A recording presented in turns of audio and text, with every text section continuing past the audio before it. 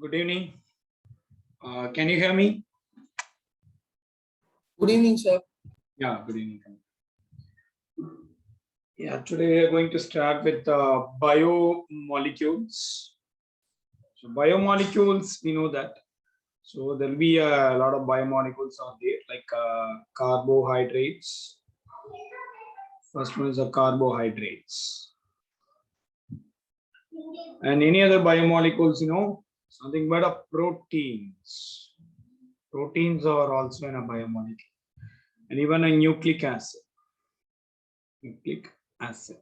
So these are all the question asking area in this chapter. That is carbohydrates, proteins, as well as from nucleic acid. A lot of questions will be coming from this area.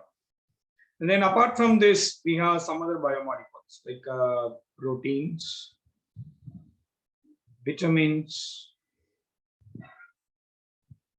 etc. Okay. And here we are going to study about DNA, RNA, like that. Then our day-to-day life, we are eating some food. Food consists of a lot of biomolecules like carbohydrates, proteins, vitamins. Food contain all these things. Okay. So food contain all these things: proteins, carbohydrates, vitamins, like that. So biomolecules are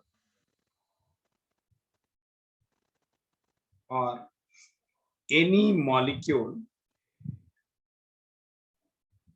that can be produced by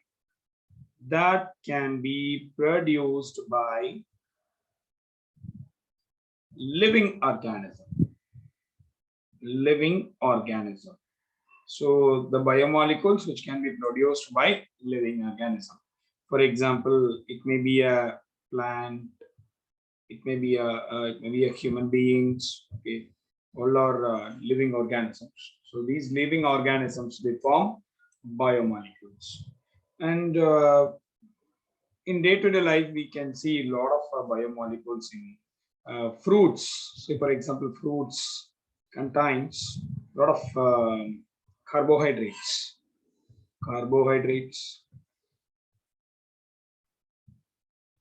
Even vitamins. Fruits also contain some vitamins. Vitamins also. And deficiency of these vitamins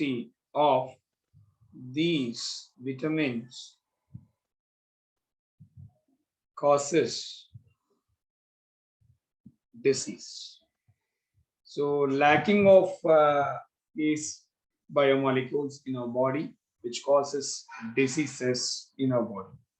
And for the digestion of food also, we need some biomolecules for the digestion of food. Digestion also require some biomolecules. Okay. And generally, which is coming under the category of biochemistry. So what is biochemistry? So the biochemistry is nothing but the living systems can grow, sustain, and reproduce itself, like to be a human being. Okay, all human systems are made by complex structure of biomolecules. Okay, say for example, we have they are forming some polymers like proteins. Proteins also important polymer in our body. Okay, so it consists of biomolecules. So a living system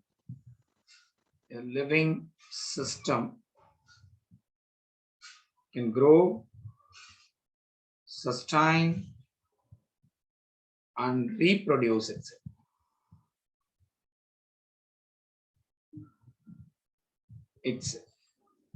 And this is what taking place in our biomolecules. And the knowledge of what goes on chemically within a living system. So that is called biochemistry. So the knowledge what goes on chemically within the system. Chemically, what will happen in our body? chemically within a living system falls under this category. This called biochemistry. Falls under biochemistry. And here we have biochemistry generally classified into two types. So what are all the important two types? So generally it is biochemistry. We have a broad classification of this biochemistry. First one is bioinorganic chemistry, then bioorganic. So our part is entirely in the case of bioorganic. Okay, in your syllabus, they are given only bioorganic chemical processes. So this bioorganic, so it can be further categorized into bioorganic. We are going to discuss about only some molecules. Okay, only some molecules. What are all that? They're all very important molecules and other molecules also. So here we are going to discuss about the carbohydrates, then proteins, then nucleic acid. Nucleic acid. So first category, very important category. Then vitamins, other biomolecules like vitamins, as well as hormones also. So all are coming under this category. So how can we identify whether the molecule is molecule or not?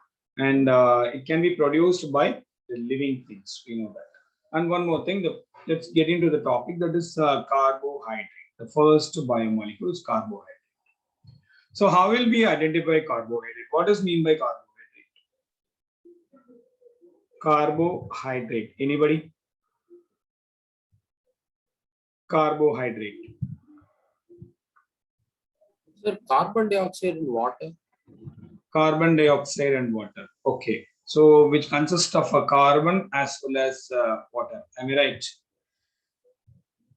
So whether we can say it's hydrates of carbon. Hydrates of carbon. Is it right?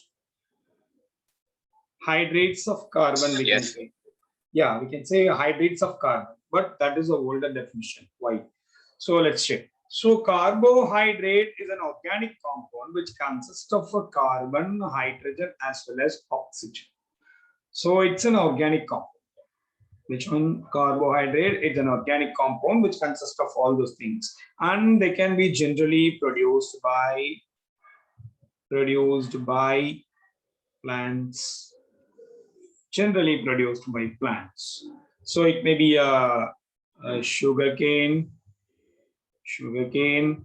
or sugar, or starch. We can say starch. We can use rice. We are using some kind of carbohydrate, and which consists of a lot of carbohydrate. Wheat consists of a lot of carbohydrates. Potato, sweet potato. We can say a lot of things. So generally, the older definition is it's a hydrates of carbon. That also satisfied the older formula that is called as CxH2OY. If X and Y are, suppose if X and Y are, the value has, suppose X value equal to 2, X value equal to 6, you consider. Y equal to 6, you consider, because you know this molecule. That's what I'm writing as 6. Yes, what is the formula it will give? C6 it will give. Then H2O 6 times it will give. Am I right? So I can write it as C6. C6H12O6. Yeah, H12O6. Yeah. So this is coming under the formula. It is it can fits into the formula. It fits into the formula.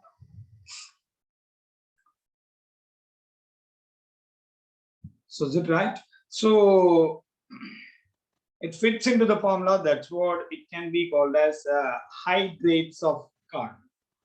So in older days, olden days they used this kind of definition, that is hydrates of carbon or carbohydrate. But later only they realized. Say for example, if carbon 2 and H2O, X and Y value are 2, then what will be the name of this compound? So C2H4O2. Okay, C2H4O2. I can write, so CH3COOH is the name of this compound. What is the name of this compound? Acetic acid. Acetic acid. Is it a carbohydrate? No, sir. No, it is not carbohydrate. It is not a carbohydrate. I can write it as CH. Okay, CH means carbohydrate. So it's not a carbohydrate. Then the definition will fail. Definition fails to explain that. The formula fails to explain the definition. Right. So these are all nothing but hydrates of carbon. The definition fails because the formula fails to explain. And because why? Because if you do some analysis, these physical and chemical properties, what are that? Physical as well as chemical properties. Chemical properties, which is not matching with carbohydrates. Not matching with carbohydrates. That's what they. That means the formula is getting failed. Then some other molecule will also be there like this. Say for example, C6H12O5. This is a molecule. And this is a carbohydrate. It is a carbohydrate because physical and chemical properties will explain which is perfectly matching with that carbohydrates properties. Okay. So, but it does not fit into the formula, right? If X value equal to 6 and Y value equal to 6, then so C6H12O6 only there, but here only O5 is there. So it's not fit into the formula. Okay, it's not fit into the formula. Okay, one oxygen to be X, but here that is not there. So, but it does not obey the formula, but it is a carbon. Okay, so there will be two different things. So it can obey the formula. I mean, the formula can be suitable, or it can obey the formula, but it is not a carbohydrate. But here it does not obey the formula, but it is a carbohydrate. Okay, so these kind of the molecule is called a rhamnose. Rhamnose. Okay, the very important molecule rhamnose. Okay, so the formula is not fit. It is not fit into the formula, but it is a carbohydrate. Okay. So that is a classical definition. What is the classical definition? Classical definition is nothing but it is a hydrates of carbon. Classical definition. It's nothing but they said it was hydrates of carbon. Then they say it's a what is that? The hydrates of carbon. And the general formula also they given, that is CXH2O as well as Y. So depends on that value. So we can find out the carbohydrate. But the structure that are known to satisfy this formula is, say for example, if value is, say for example, glucose. Glucose will satisfy the formula. Fructose will satisfy the formula. Okay. Fructose will satisfy the formula because both are containing X equal to 6 and Y equal to 6. Both are giving the formula as C6H12O6. Okay. So we know that glucose and fructose both are having same molecular formula, but the only thing is the functional group is different. Okay, we know that. So glucose consists of what kind of functional group? Glucose consists of which kind of functional group?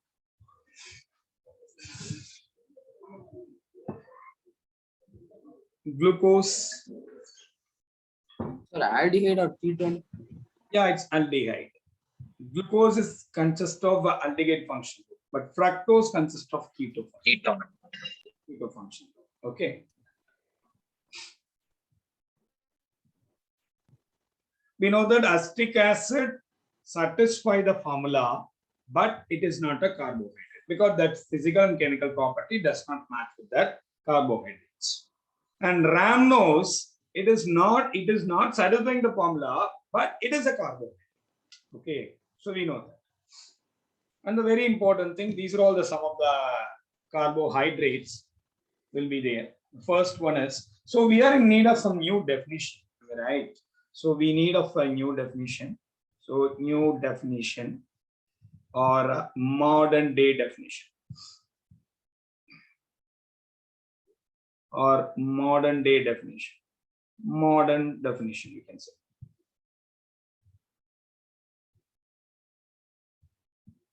Modern definition. What is the modern definition? It is nothing but, so because some compounds are obeying the formula, but it's not carbohydrate. Some compounds are not obeying the formula, but it's a carbohydrate. So we are in some confusion. That's what. So they need to fix some definition for that. So what is the definition? So carbohydrates are generally they are optically active. Optically active and polyhydroxy derivative or polyhydroxy derivative of aldehydes. Polyhydroxy aldehydes or ketones or the compound which produce such units on hydrolysis. Okay, so that is the modern definition for carbohydrate. So they should be optically active and polyhydroxy, so which consists of more than one OH group. Okay, and it may be an aldehyde or it may be a ketone or the compound which produces such units on hydrolysis. Okay, so so here carbohydrates, for example, let's write the structure of glucose. C double bond OH. The first carbon will be like this. Second carbon. So OH is here, H is here. And here also H is here, OH is here. So I can write it in different color because that's the only difference. So here OH, here H. In the third carbon, there will be a difference of OH position. OH, H. Again OH, here H. Here CH2OH. How many carbon atoms totally? So totally they are 1, 2, 3, 4, 5, 6 carbon containing carbohydrate. So which consists of aldehyde functional group that is called glucose. This is glucose. And what about the fructose? Fructose consists of the keto functional group CH2OH. Here C double bond O. I can write like structure like this. This will be better understood. CH2OH also. Here also in the same third position, we have same OH group is on left side and H group on right side. Other thing, fourth position and fifth position will be occupied by OH is on right side. This is called what? Fructose. So this is also a, what is that, 6 carbon containing carbohydrate. In here, one more structure, that is C double bond OH. In here C, OH, H. Again C, OH, H. Again C, OH, H. Again CH2OH. This is 5 carbon containing, what is that, carbohydrate. which is called ribose. Ribose. Here only we are going to use for DNA, RNA, that is ribonucleic acid, ribonucleic acid, or deoxyribonucleic acid. That is an important chain. Okay. The sugar is ribose sugar. And then another structure, that is C double bond OH. Here COH. Here H. COH. Here also H. Here CH2OH. So 4 carbon containing carbohydrate. It's called erythrose. Erythrose is the name of the carbohydrate. And the next one is a very, very important one. So that is C double bond OH. Here COH H. Here CH2OH. So this is called a glyceraldehyde. Glyceraldehyde. So the very important note is here it is the smallest carbohydrate. Smallest carbohydrate. So which consists of only 3 carbon atoms. Okay, which consists of only 3 carbon atoms. So these are all the very important points. Because in objective type, the questions will be asked the smallest carbohydrate. They may given some options like this. Okay, so what is that option? That is a glyceraldehyde is the right option. Okay, and let's get into the glucose topic. So first one is so just I'm writing here plus, and here are D glucose. So what is plus D glucose? I'll tell you why. Yeah. So which one represents the dextrorotatory? Whether it is plus or D? I think plus, sir. The plus will tells about the optical activity of the quantity. Okay, that is called the dextrorotatory. So we know that dextrorotatory means, what is the meaning of dextrorotatory? Anybody? It will rotate towards the right. Yeah. For what? Which one? When introduced to a plane polarized light. Yeah, when PPL is introduced, so that rotates the plane for the component. The PPL is passed to this compound. What is PPL? Plane polarized light. What is plane polarized light?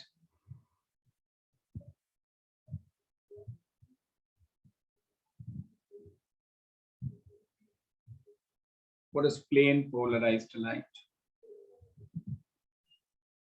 The light can get scattered all the directions. Okay, but when which is introduced into the prism or a filter, which become unidirectional light. Okay, which become a unidirectional light. That is called a plane polarized. Okay, so this is called a PPL. So it does not have any other the scattering will not be there when it is passed to the filter. Yeah.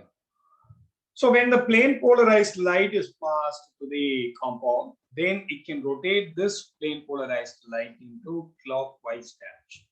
What is that? Clockwise direction. Then it is called dextrorotatory. Dextrorotatory. And this is tells about its optical rotation.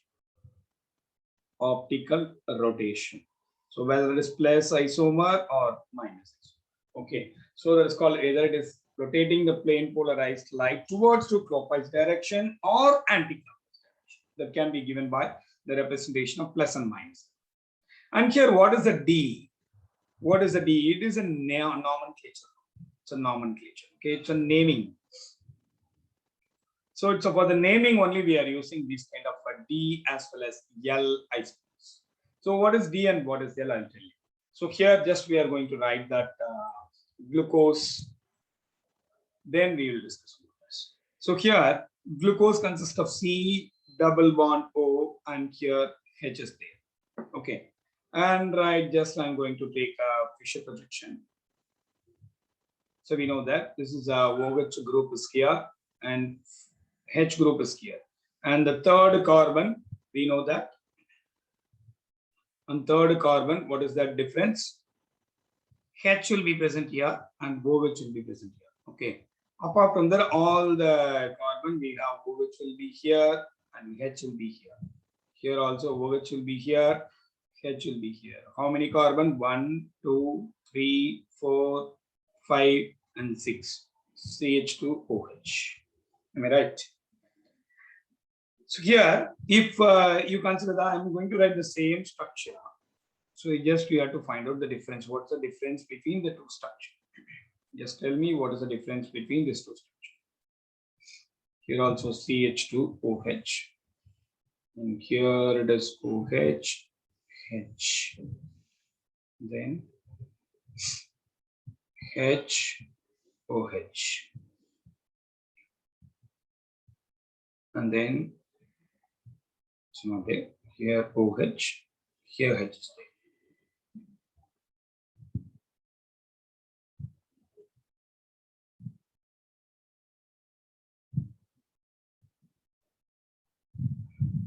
Here OH is there and here H is there. And remaining all are same. OH, H, OH, H. How many carbon? 1, 2, 3, 4, 5. Right? In the fifth carbon, if OH will be attached on the left side instead of right side, CH2OH. Yeah.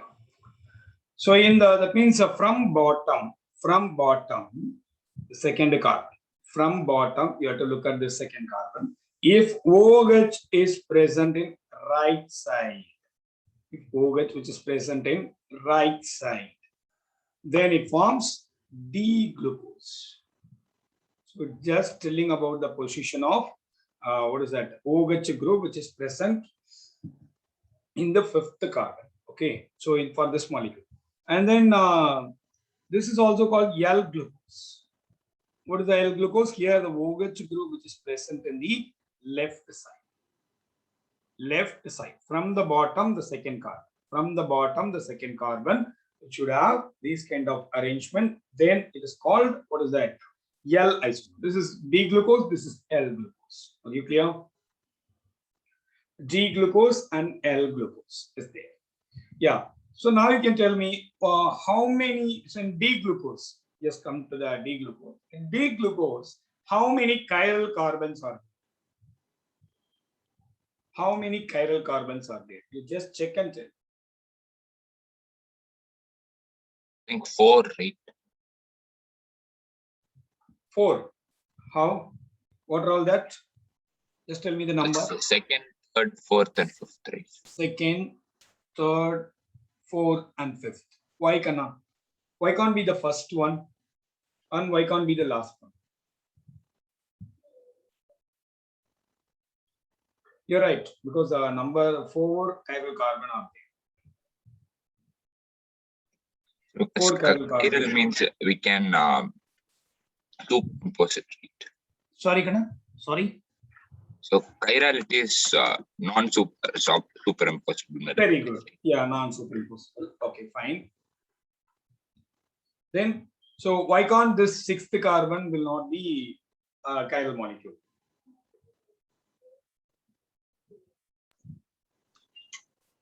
So what do you mean by chiral? Non-superimposable, only non-superimposable thing or any other thing is there to identify a molecule? Is it chiral or not? How will you identify an organic molecule if the molecule is chiral?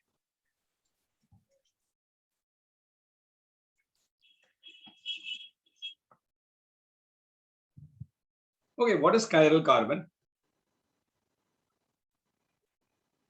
What is chiral carbon? Or chiral center?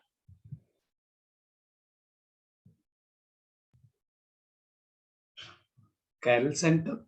So chiral carbon means to the right and left have different groups, so it will be asymmetric. Okay, right and left. Where in this 6th carbon? Am I right? Yes. Yeah.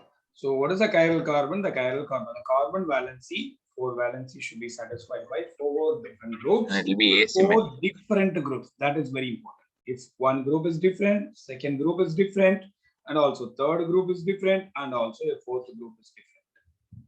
And then only that carbon should be chiral. Then only this carbon should be chiral. And this should have sp3 hybridized carbon. sp3 hybridized carbon. But if you look at the sixth carbon, what about that C? Here also one H is there, and OH is there. You just look at this carbon. Okay, sixth carbon. Sixth carbon, you just look at this carbon. Okay.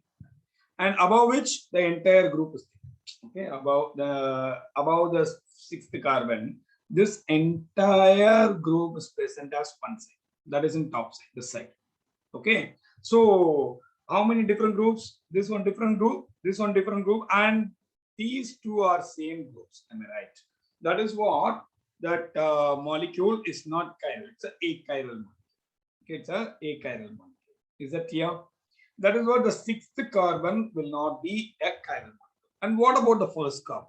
Why can't the first carbon will not be having any chiral center? It's not sp3. Yeah, it's not sp3. Actually, it is sp2 hybridized carbon. So the chiral center should have sp3 hybridized carbon.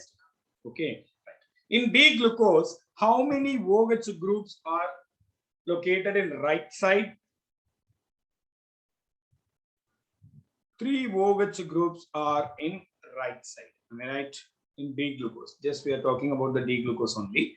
So here one group is there, second group is there, third group is there. So 3 groups are, that means out of which 4 chiral carbon, 3 chiral carbons are present. Sorry, 3 out of this 4 chiral carbon, in which the 3 OH groups are present in right side. Only one OH group is present in left side. Okay. And D-glucose, it is a carbohydrate, and also it plays a very prominent role in biochemistry. Moreover, the most abundant, the D-glucose, it's a most abundant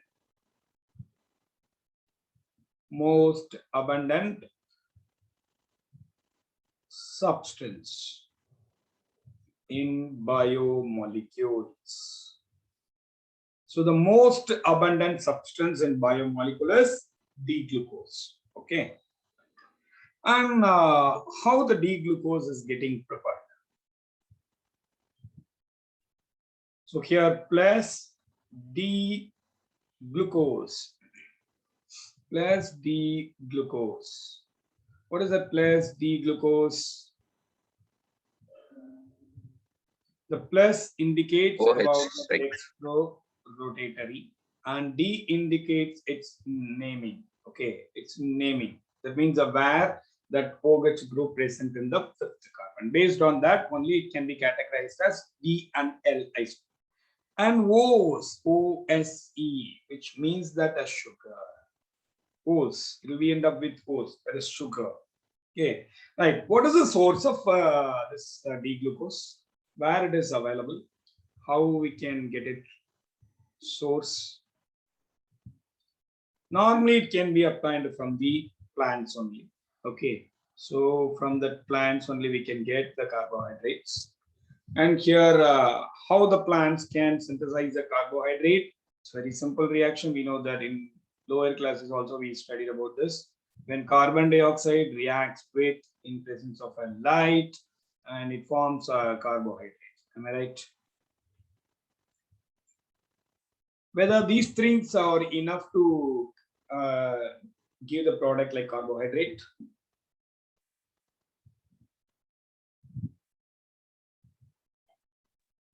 Whether carbon dioxide, water, as well as what is that light, is it enough to form carbohydrates, or any other thing is required?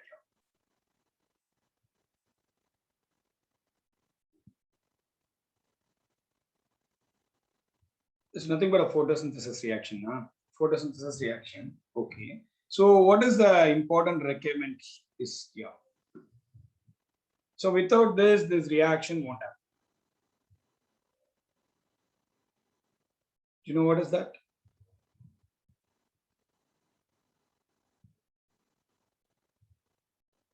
Chlorophyll. So without chlorophyll is nothing but it is a big chain complex. So it like to be a metal ion complex. It's a metal ion complex. Metal ion complex, which is made by magnesium. So magnesium metal ion complex is called a chlorophyll. And chlorophyll, what's the important role of chlorophyll in photosynthesis? It will act as a photosensitizer. What is the meaning of photosensitizer?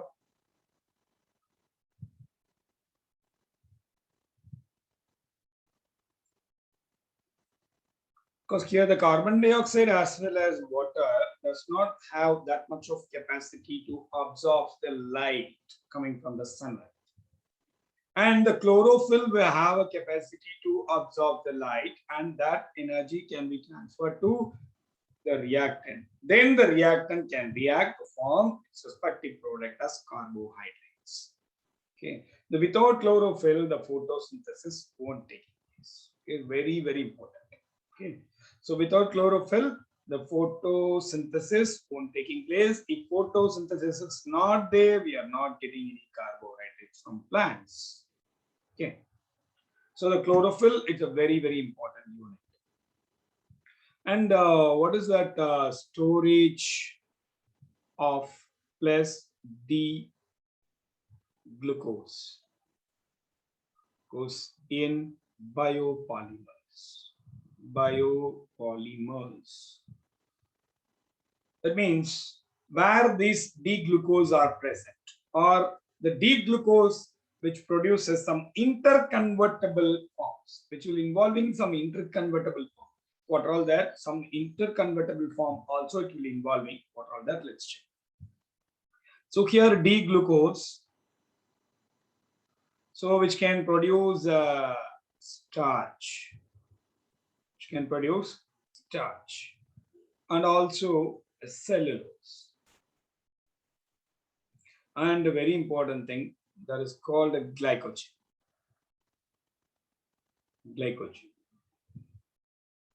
Starch is a carbohydrate, and which will be digestible for human being. But glycogen, it's an animal starch. You can say it's an animal starch. And cellulose, it's a non-digestible. What is that? Starch. Non-digestible starch or non-digestible carbohydrate, you can say.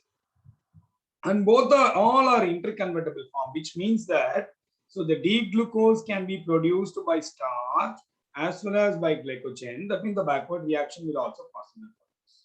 Okay. So from glucose to cellulose is possible, cellulose to glucose is also possible. Okay. And starch, where we are getting a starch, the starch is nothing but it is present in plants. Seeds, plant seeds as food. It will be existing as food. Okay, so for example, we have corn flour, the corn flour powder, you know that, right? Corn flour. So the corn flour, it's a good example for starch, which can be obtained from the plants. Huh? And then cellulose. What is the cellulose? Cellulose is nothing but, you know that it's a framework for structure of plants. So which will be the major part of a plant, but cellulose. No. Then glycogen is nothing but it's an animal starch. I already told you it's animal starch, and it will be transported via bloodstream. Via bloodstream only it will be transported, and it is also stored in liver. Okay, these are all the important application of what about that? The storage of D-glucose in biopolymers. So where that means in what are all the places the D-glucose which is present in terms of in form of starch, in the form of glycogen, in the form of cellulose. Okay, So in glycogen, we know that it's transported via a bloodstream, and also here also there will be a equilibrium. Equilibrium in the sense nothing but here interconvertible. Okay, so D-glucose, which is located in interconvertible form. D-glucose is interconvertible. Interconvertible in starch, cellulose, and glycogen. Glycogen also. Okay, there will be a number of things. And what are all the important uses of these things? So, uses of biopolymers of glucose. Uses of these biopolymers of glucose. First one is a starch. Starch will be used as a food.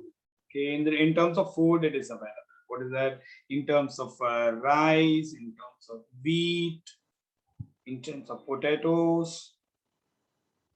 Okay, in terms of potatoes, it will be available. And what about the glycogen? Glycogen, I already told you, it is animal starch. So it is long-term survival, long-term energy storage.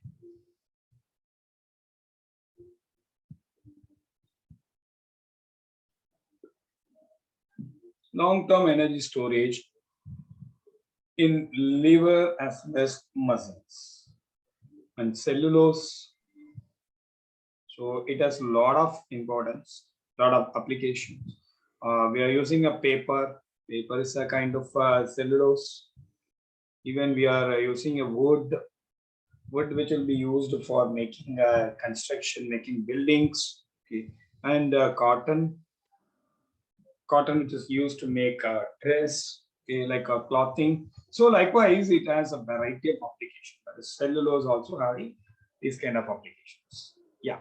Now let's get into the classification of carbohydrates. So how the carbohydrates are getting classified? First one is the classification.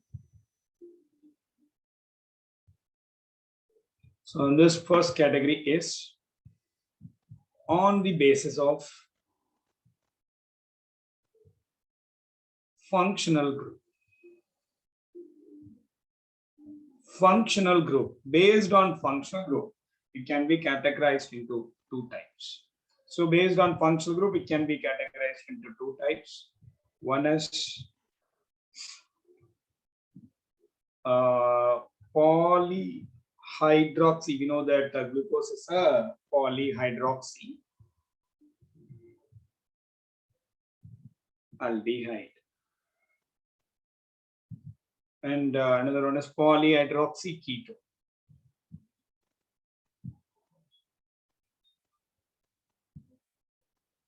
Can you say any example for this polyhydroxyaldehydes? Nothing but a glucose, because it consists of aldehyde function. Here, keto functional group is nothing but a fructose. Fructose consists of a polyhydroxy ketones. So these are all the important classification. That is the polyhydroxyaldehydes and polyhydroxy ketones. Based on that, what? Based on that functional group. And second one is based on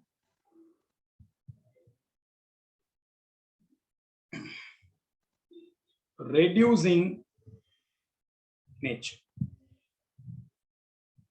Based on reducing nature, it can further classify into two types. So reducing nature,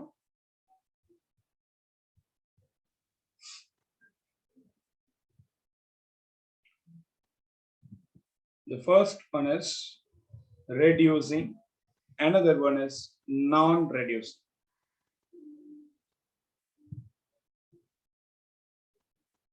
Reducing sugar, non-reducing sugar.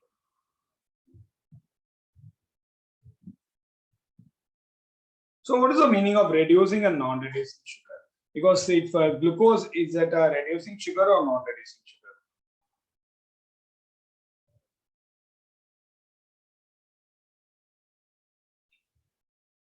Glucose, is it a reducing sugar or non-reducing sugar? Glucose is a reducing sugar. Okay, glucose is a reducing sugar. I'll tell you what is reducing sugar. So we know that almost all the monosaccharides, all monosaccharides. So here the new word monosaccharides. Monosaccharides. It's one of the classification. Let's see later. So here all monosaccharides are reducing sugar. All monosaccharides are reducing sugar. Glucose, fructose are reducing sugar here because these are all monosaccharides. So monosaccharide, fructose is a monosaccharide. Okay, so reducing sugar. And another one is a maltose. Maltose as well as lactose. And these also reducing sugar, but it is coming under the category of disaccharides. Disaccharides. Even though it is a disaccharide, it is also acting as a reducing sugar. And apart from that, all monosaccharides are coming under reducing sugar category. Okay, glucose, fructose, maltose, lactose, and all other monosaccharides are coming under the category of reducing sugar. What is the monosaccharide and disaccharides? Do you know anything regarding this monosaccharides and disaccharides? Say, for example, if we have this kind of molecule like glucose C6H12O6, and if I am hydrolyzing this in presence of an acid, what will happen? There is no hydrolysis will be taking place. Okay, there is no hydrolysis will be taking place. So it is the smallest unit. Okay, after that, hereafter it cannot break. If it is breaked, then it becomes an energy. Okay, the glucose is breaked into that, it provides a energy. Okay, does not give any molecules. Okay, so here, so glucose is a monosaccharide. This is the smallest unit. Okay, that's what it is, a monosaccharide. So only one unit, consists of only one unit. That's what's monosaccharide. What is disaccharide? Say, for example, let's have sucrose, C12H22O11. This is sucrose. Sucrose. So if I'm hydrolyzing this, well, in presence of an acid, what will happen? I'll get C6H12O6 along with that C6H12O6. What is this? This is glucose, and another one is fructose. Okay, another one is fructose. So while sucrose is getting hydrolyzed, it can form two monosaccharides. This is glucose is one monosaccharide, fructose is one monosaccharide. That is what you can give two monosaccharides. That is what is coming under disaccharides. During the hydrolysis process, so you can satisfy if you compare that number of carbon atoms, number of hydrogen atom, number of oxygen atom, all are same for the reactant as well as product side. If you add water, okay. So that's what all the monosaccharides are reducing sugar, and here only thing is there is sucrose. Is a non-reducing sugar. Sucrose is a non-reducing sugar. Keep it in mind. Very, very important thing. Reducing sugar. Glucose, fructose, maltose, lactose, all are reducing sugar. Only sucrose is a non-reducing sugar here. And one more thing. Here, glucose and fructose are monosaccharides, and maltose and lactose are disaccharide, even though it is a reducing sugar. Okay, let's check with the structure. I'll tell you how to find reducing, whether the given compound is reducing sugar or non-reducing sugar. We'll have. Right. And next one is another classification is based on the sweetness. Third classification, based on sweetness. Based on sweetness, it can be further classified into two types. One is sugar, another one is non-sugar. There is a non-sugar. Sugar and non-sugar. And next one is on the basis of number of carbon atoms. That's the fourth classification of a carbohydrate. Number of based on number of what is that carbohydrates.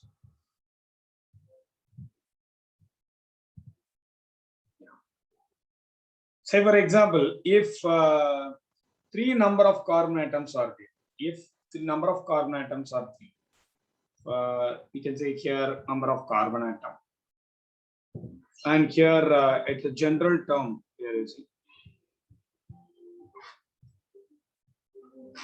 general term. If it is an aldehyde functional group, how we can call it this, and if it is a keto functional group, how we can call this.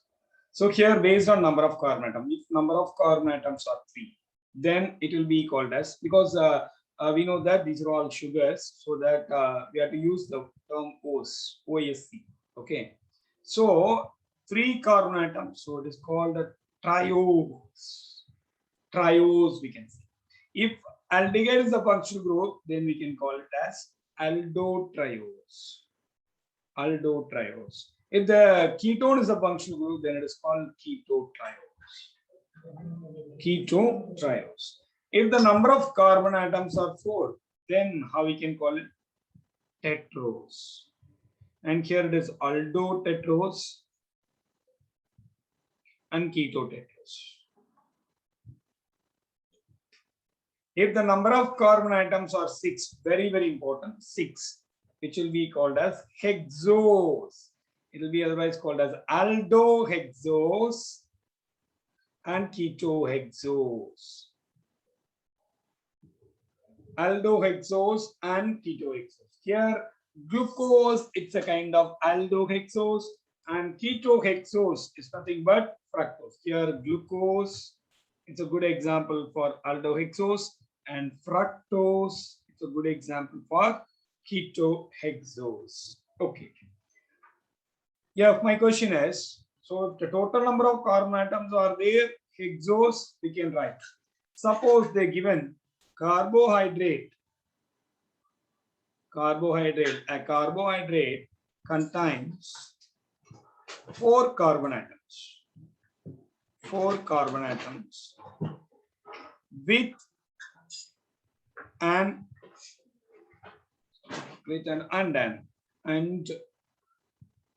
aldehyde functional group. How we can call this? 4 carbon atoms and an aldehyde functional group. Sir, aldotetrose. Aldo? Tetrose. No, cannot. Think.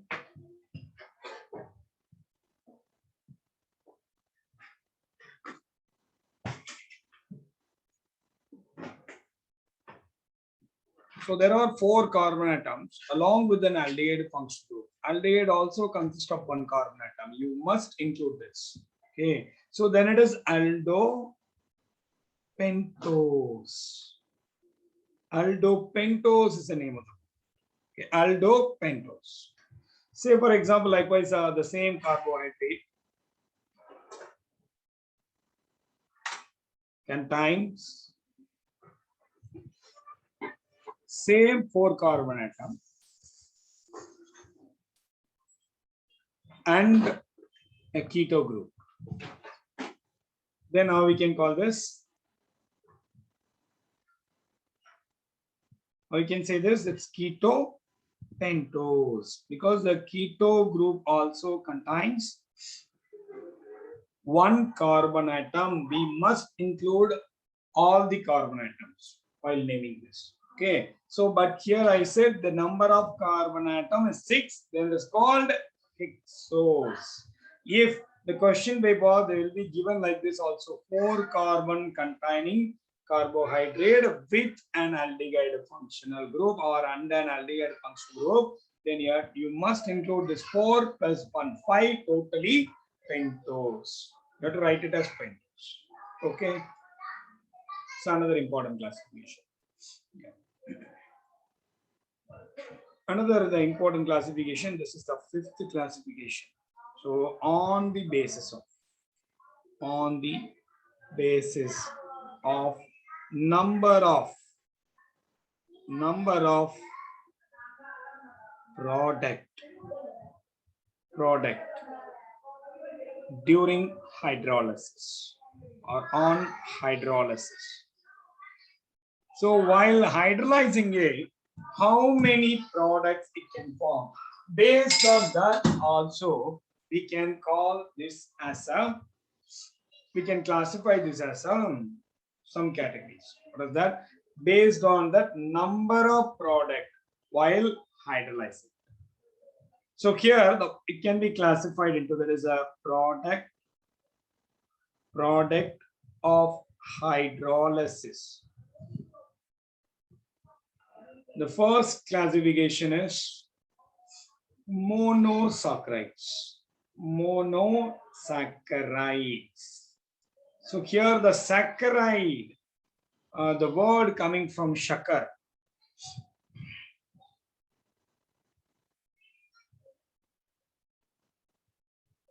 Shakram. So which means that sugar in Latin. Okay, in Latin, the shakar or shakram, which will be nothing but the meaning of sugar. That's what will be called as saccharides. Shakar, the shakar, saccharides. Monosaccharides.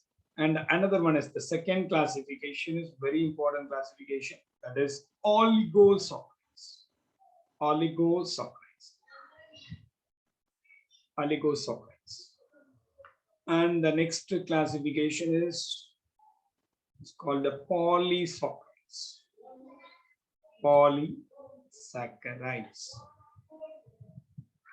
What is the difference between this monosaccharide, oligosaccharide, and polysaccharide?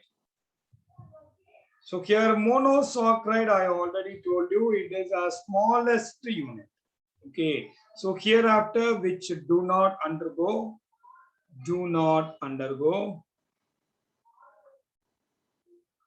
hydrolysis. Further, it will not undergo hydrolysis. That is called monosaccharides. What about the oligosaccharides? So oligosaccharide, so if the molecule is oligosaccharide, if it is hydrolyzed, it forms 2 to 10 monosaccharides. During the hydrolysis, that oligosaccharide molecule will form 2 to 10 monosaccharide. Then it is called oligosaccharide. Then you can find the definition for polysaccharide. So while hydrolyzing this, what will happen? Always in presence of an acid. So if you hydrolyze it, it will be given more than 10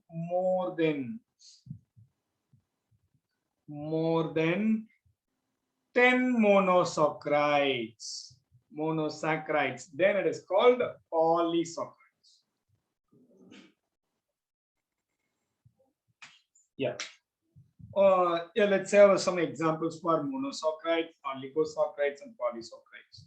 Here, these are all the important examples. For glucose,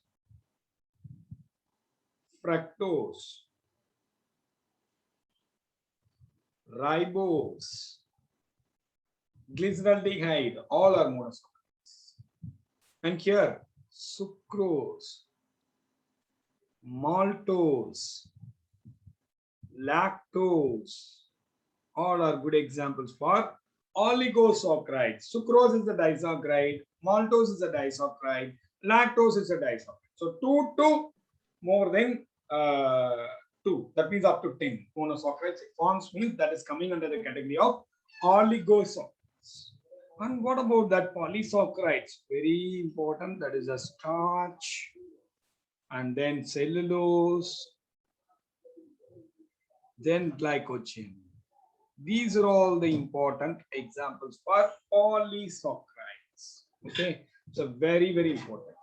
Okay, when sugar cane is hydrolyzed, so let's get into the preparation of glucose preparation.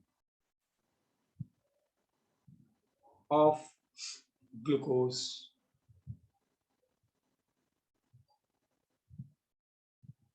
Glucose. How we can prepare this? The famous preparation that is from cane sugar, that is C12H22O11, that is cane sugar. Cane sugar. So if the cane sugar is hydrolyzed in presence of an acid, so here acid will be acting as a catalyst. So the catalyst, what do you mean by catalyst?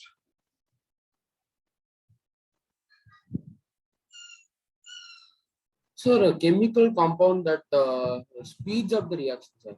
Speed up the reaction. Okay. Is it using only to speed up the reaction? But generally we are using for speed up the reaction, but it can also slow down the reaction.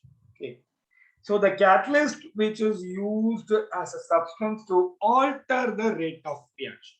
If you want to alter the rate of reaction, then we can use catalyst. But in general purpose, we are use of catalyst is used to increase the rate of reaction. Okay. And catalyst, any other characteristic of catalyst is there? You know, catalyst, any other role of catalyst?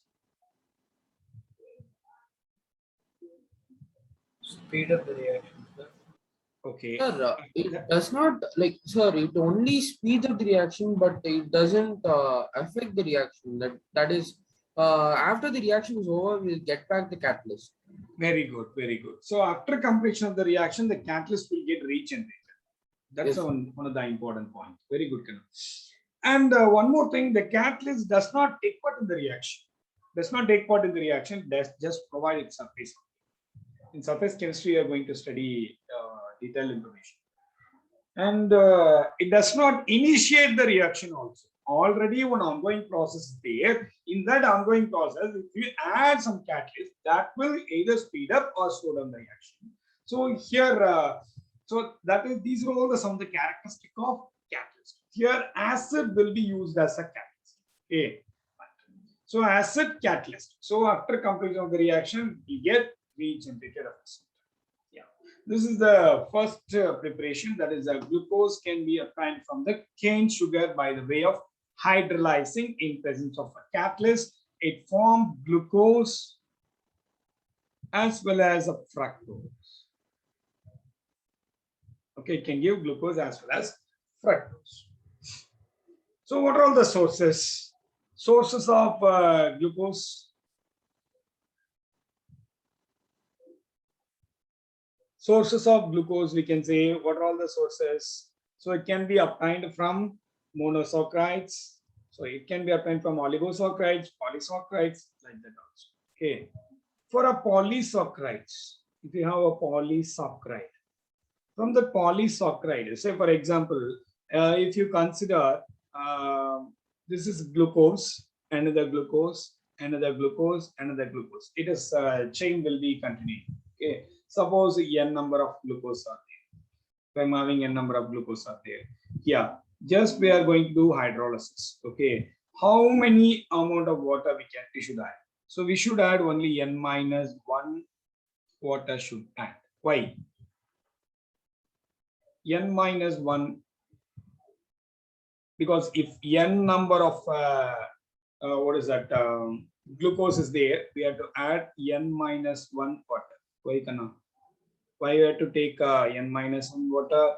Because if you want to break the chain, if you add 1 water, the chain is getting break. If you add another water, the chain is getting break. If you add another water, the chain is getting break. So totally we are getting 4 molecules, but we are using only 3 water molecules. That is what is called n minus 1 water we are using. Okay, but it can produce n number of glucose. Okay, n into number of glucose it can produce.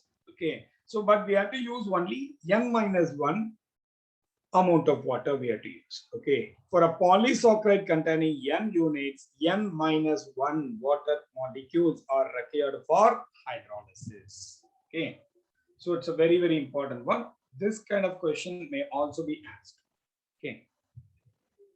Okay, so and the next one is a commercial method. From the starch, we can prepare glucose from starch. from starch. So what's the formula for starch? I'll explain you what is it. Just you listen the formula. That is the C6H10O5 N number is there. And here also we are going to use N minus 1 number of water molecule in presence of an acid. It can form the same kind of things. That is N into C6H12O6 is getting produced. N number of glucose is getting produced, while the commercial preparation, this is the commercial preparation, very, very important. Commercial preparation of glucose. Commercial preparation of glucose in the case of bulk, we can prepare like this. C6 from the starch only we can get glucose.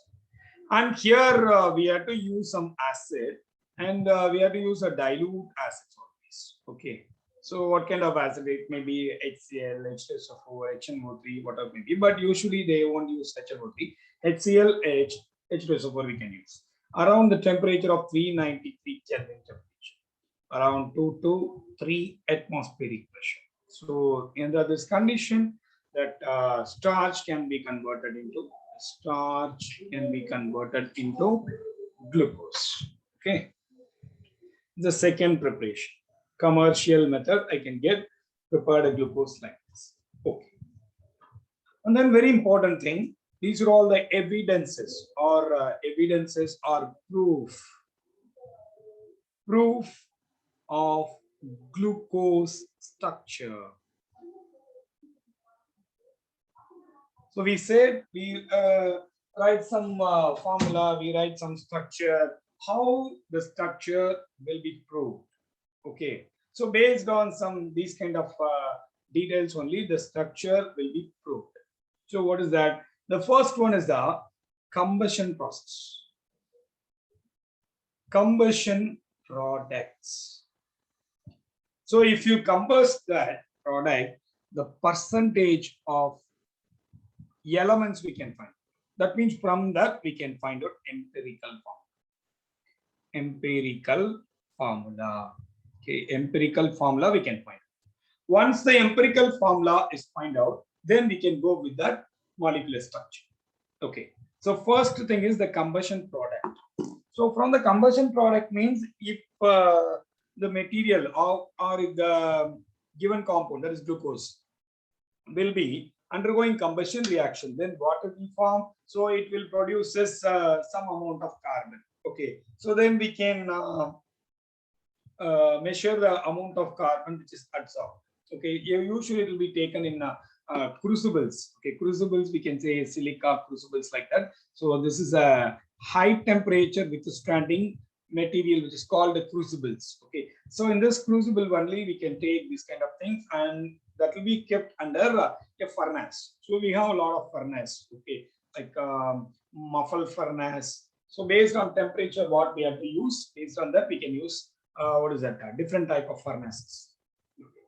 So from that, if you heat this, some amount of carbon will be get. So just we can close with the lid. We can close with the lid. Okay, it will be closed with the lid also. Okay. Suppose if you heat this, what will happen? If you heat this, what will happen? So here you have glucose, and this you consider this orange is glucose, and it will be settled on the surface of the lid. So just we are going to weigh the lid before and after combustion. Okay. From that we can able to find out how much amount of carbon is getting, how much amount of carbon is present. Okay, we can able to calculate the percentage of carbon, percentage of hydrogen, and the percentage of oxygen also. From that, we can able to find out the empirical formula for this. Okay, so another first one, that's a proof for glucose structure. That's the first one, first proof, and second one is very important one: reaction with HI. Reaction with HI molecule.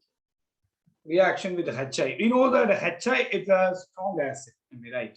It will be acting as a good reducing agent because it can liberate more and more amount of hydrogen very quickly because it's a highly acidic in nature. We know that and I is the HI molecule. So the bond length will be very high. So we can easily break this bond between HI. So the H will easily add to that. Once the H will be added to that, that will be used as a reducing agent. That is a what is that? Addition of hydrogen is nothing but a reduction.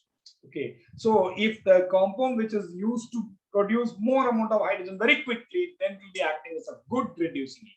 Okay, so here HI will be acting as a good reducing agent. So let's take a glucose structure, that is CHO. Here I can write like CHOH. So 4 times I can write it. Okay, and then CH2OH. Instead of writing the CHOH like that, I can write like this. And if in presence of HI as well as heat, so for a prolonged period of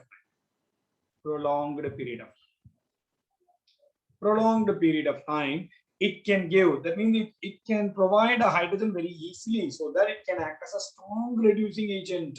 So we know that it's an aldehyde functional group. If aldehyde functional group is there, if you strongly reduce it, what will happen? It becomes hydrocarbon.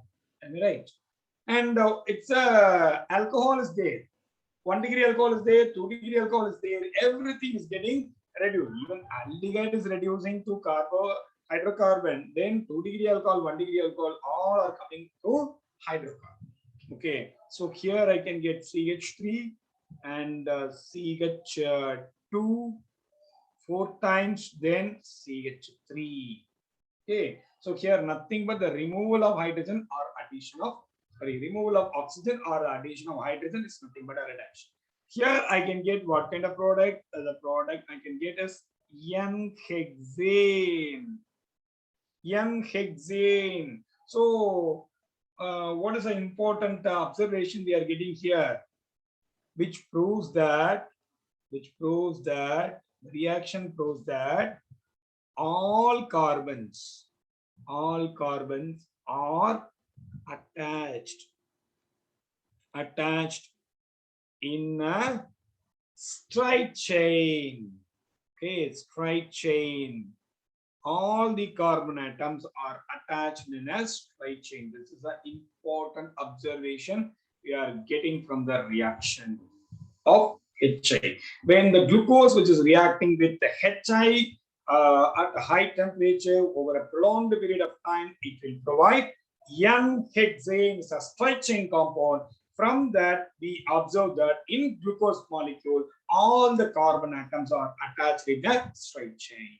Okay, this is a second what is that observation obtained. That's also another proof for glucose structure. Why the glucose or all the carbon atoms are connected straight away or straight chain. So this is the reason. Okay, so that can be proved from that reaction. And the third one is very, very important. And the next proof is, or next the evidence, we can say.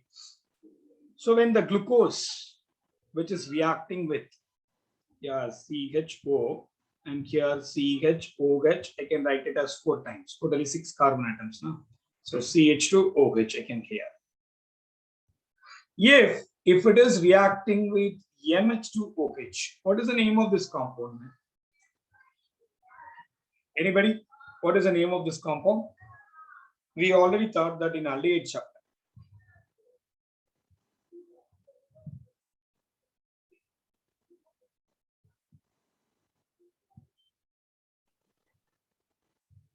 Before releasing the chapters by CBSE, we completed aldehyde chapter also.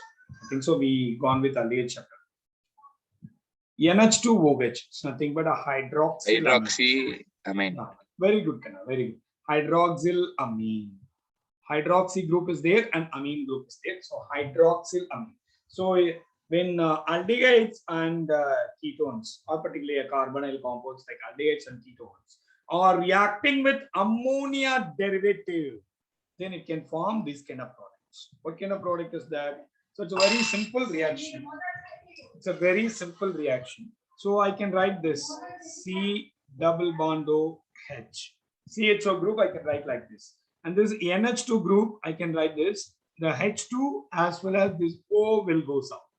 So whenever the aldehyde or ketone, that is carbonyl compounds such as aldehydes and ketones are present, if it is reacting with any ammonia derivative, that may be hydrazine or phenyl-hydrazine, 2,4-DNP, otherwise this kind of hydroxylamine and all. So it can form these kind of product. That means there will be a liberation of water molecule. After that, you just attach the same molecule.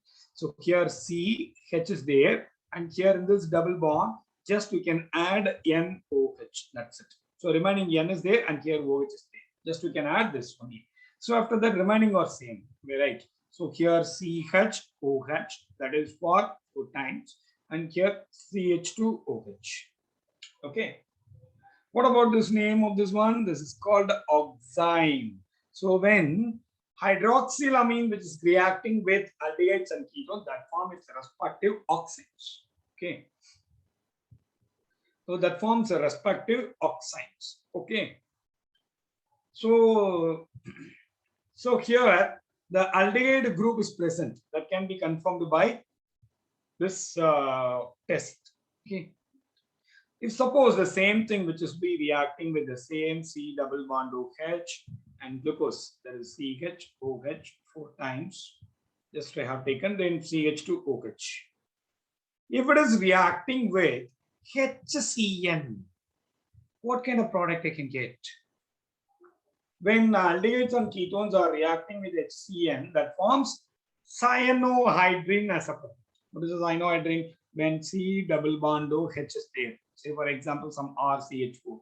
So here HCN is there. Very simple trick. So you just you can find out here positive charge is there because it is highly attached with highly electronegative atom. And here slight positive charge and negative charge. Now you can attach these negative to positive and positive to negative. Then what will happen? I'll get RCO and here H is there. And here one H is there and CN is there. This is what cyanohydrin, that is cyanide and OH group are attached to the same carbon, then it's called cyanohydrin. So what kind of product I can get?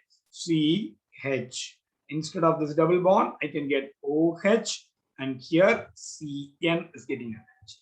Okay. And along with that, what I get? Same CHOH 4 times, then CH2OH. Okay, they form its respective cyanohydrin. Okay. They form its respective cyanohydrin. Is that clear? Yeah. Yeah. What it confirms? It confirms the presence of carbonyl group. Okay. So the above test, the above reactions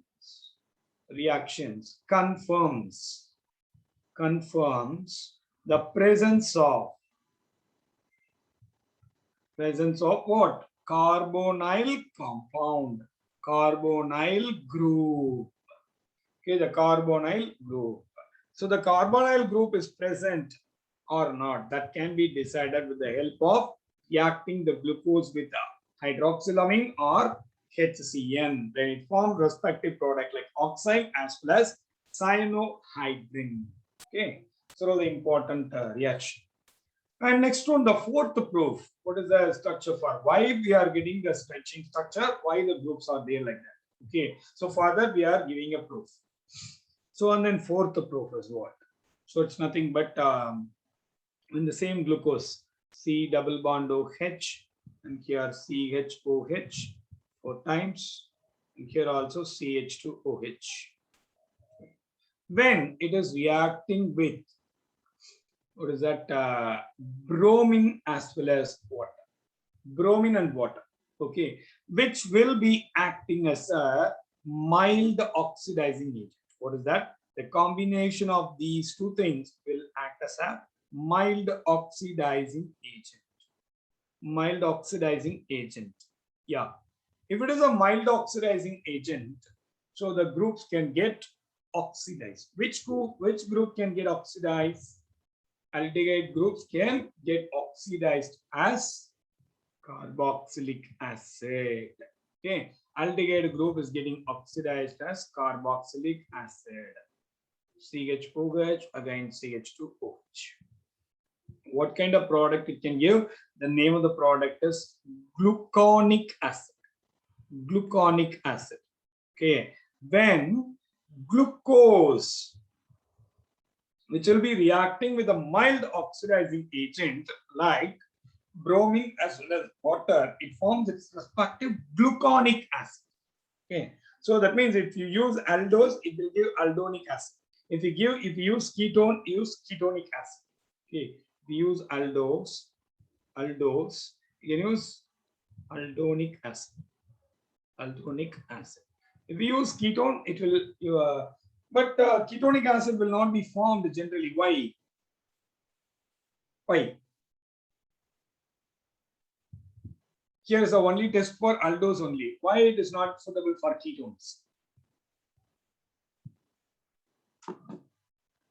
Ketones require strong oxidizing agent to oxidize. Only aldehydes are oxidizing with mild oxidizing agent. Okay, ketones are not. Ketones are required a very strong oxidizing agent. Okay, that's what it does not form any ketonic acid here. So aldonic acid, so only test for glucose. Okay. And the next one is the fifth evidence. Fifth evidence, what is that? The same glucose, CHO, CHOH 4 times, then CH2OH. I'm taken this, and it will be reacting with concentrated HNO3. Yes, concentrated HNO3. Yeah. Then what it will form? So it will be acting as a strong oxidizing agent. Strong oxidizing agent. Then what will happen? If you use strong oxidizing agent, the aldehyde group can get oxidized. Okay, so as COOH. But here it's all 2-degree alcohols. Am I right? These are all 2-degree alcohols. Sorry, it's 4 times. 4 times. These are all 2-degree alcohol, and this is what 1-degree alcohol, right? And this carbon is 1-degree carbon, and these are all 2-degree carbons. 2-degree carbon, if you oxidize it, it required a very, very strong oxidizing agent. Very strong oxidizing agent is required. But for a 1-degree alcohol, it can get oxidized into carboxylic acid. So it can form the structure like this. So it can give like this. What kind of strings? So here it is a 1-degree alcohol. These are all 2-degree alcohol. Here also the product will be like this. CHO group can be converted into COOH, and CH2OH group can be converted into COOH. This compound is glucoric acid. Glucoric acid. What's the difference between the gluconic acid and glucoric acid? If only one COOH group in first position, then it is called gluconic acid. So first and last positions are consist of a 2 COOH group, then it's called glucoric acid. If aldose, which will be reacting in presence of concentrated HNO3, then it forms aldoric acid. Aldoric acid, which consists of, that means which tells about what is the information we are getting here. What's information from this? From this fifth evidence, what we can get? There will be a presence of an 1-degree alcohol. Okay, there will be a presence of 1-degree alcohol can be confirmed by what? This is a 1-degree alcohol. This 1-degree alcohol can be oxidized to COOH group that can be confirmed by what is that? A strong oxidizing agent like concentrated HNO3. Okay, so these are all the evidences. So first, we found out that empirical formula. In the first case, we found out that empirical formula. I mean, right? In the first case, we found out that empirical formula. And second reaction, we confirmed that all the carbon atoms are attached in a straight chain. And third reaction, what we confirmed, there will be a presence of aldehyde group or keto group. Okay, so particularly C double bond O group is there. Okay, that can be confirmed by the third step, which will be reacting with hydroxylamine. And fourth step is what? So it will be reacting with a mild oxidizing agent. It will give gluconic acid.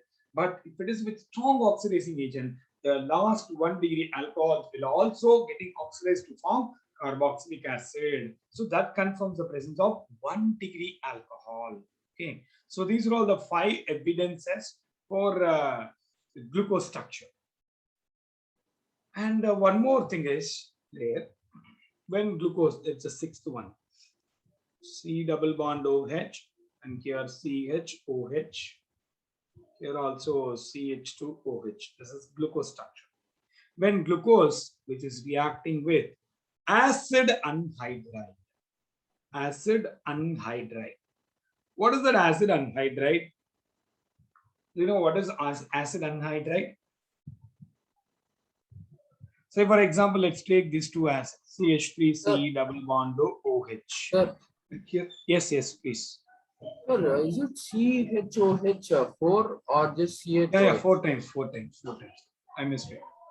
4 times. And then CH3, I can get. Yeah.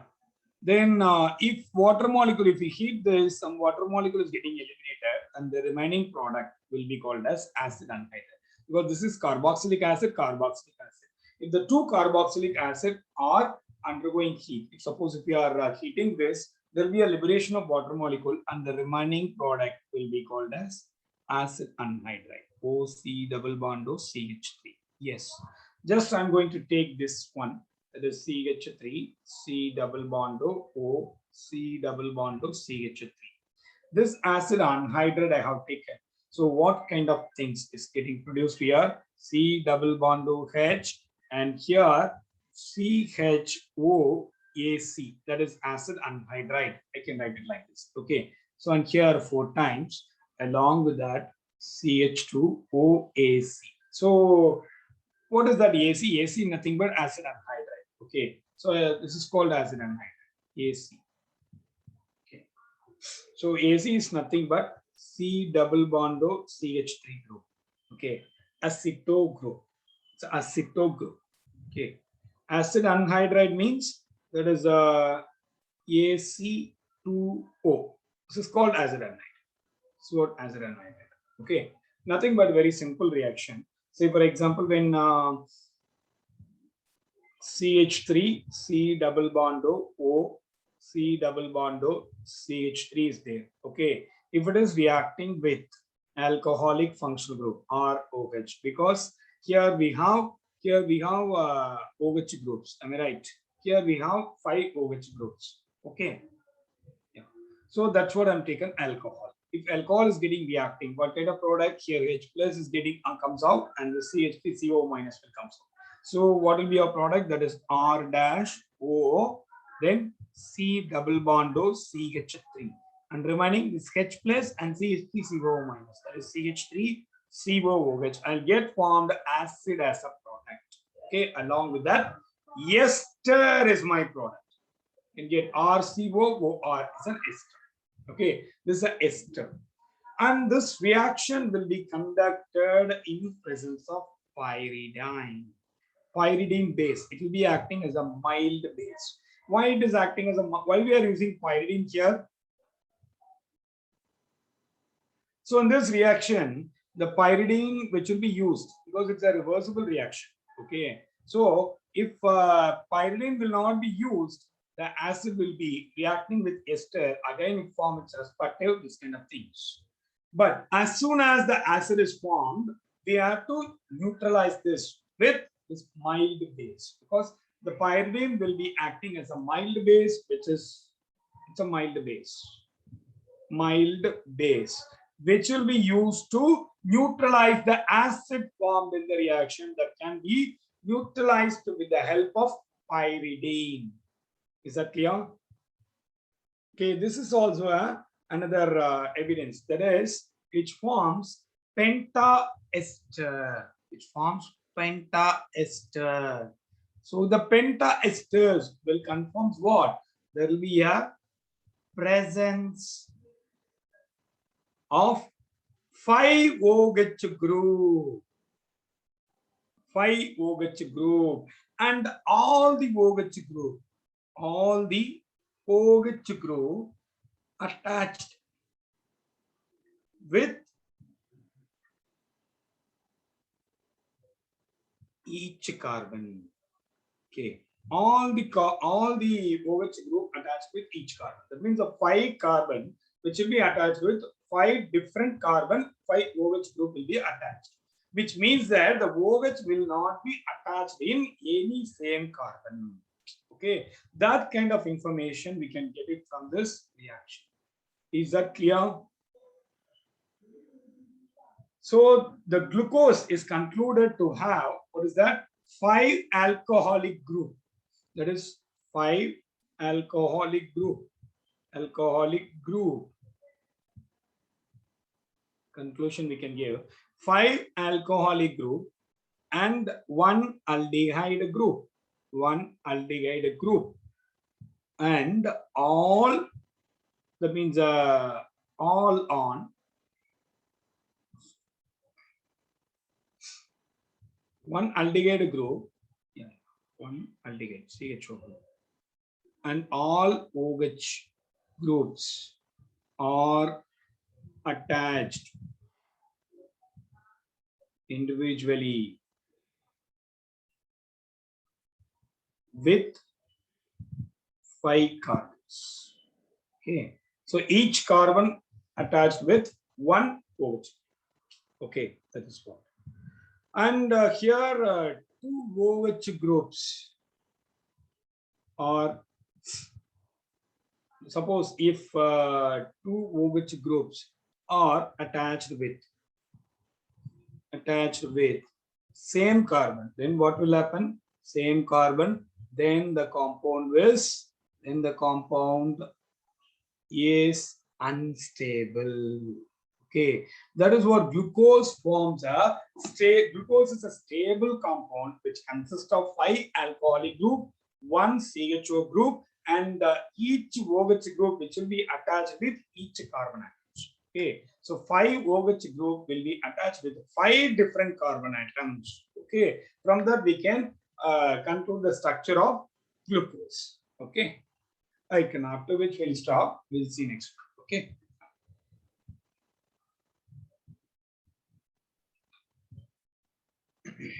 Thank you. Thank you, sir. Thank you, sir. Thank you, Yeah. sir. Thank you. Thank you. Thank you.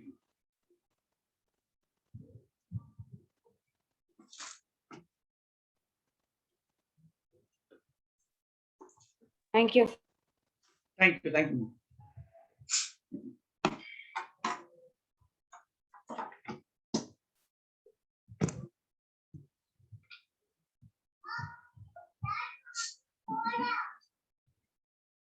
ஒரே நிமிஷம் பாப்பா வரேன்டா.